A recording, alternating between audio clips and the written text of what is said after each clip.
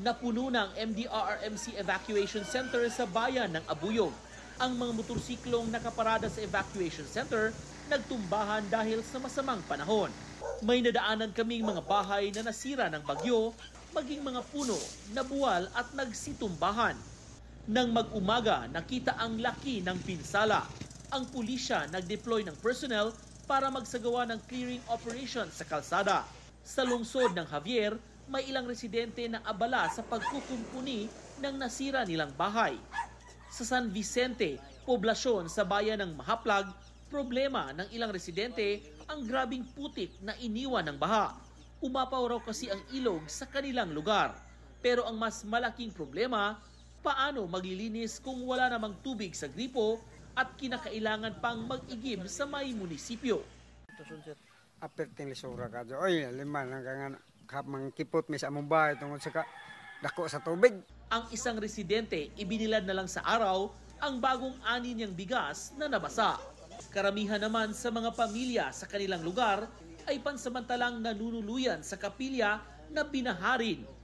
Pinalubog ng Bagyong Tino ang ilang bahay sa Gihulngan City, Negros Oriental. Ang mga bahay sa barangay Poblasyon pinasok ng tubig kahapon. Ito'y matapos umapaw ang baha sa Gihulngan River ayon sa PDRRMO. Ang tulay na ito sa barangay Buena Vista, Gihulngan City, halos abutin ng rumaragasang ilog. Hindi rin nakaligtas ang bayan ng La Libertad sa bagsik ng Bagyong Tino. Umapaw raw kasi ang La Libertad River kaya binaha ang palengke roon. Sa datos ng PDRRMO, mahigit 4,000 pamilya ang isinilalim sa preemptive evacuation noong Martes ng gabi.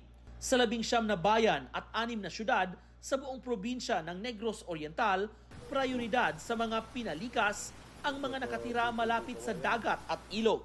Naranasan ang malakas na hangin at dambuhalang alon sa mga baybayin sa Panglao, Bohol kahapon Martes dahil sa Bagyong Tino.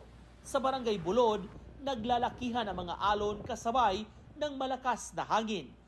Isinailalim sa Tropical Storm Signal No. 2 ang Bohol batay sa huling tala ng Pag-asa. Pero ang Northern at Eastern Bohol ay nasa Storm Signal No. 3 at 4 kahapon. May naiulat din na nasawi sa Bohol matapos madaganan umano ng puno. Wala pang detalye ang CDRRMO ukol dito.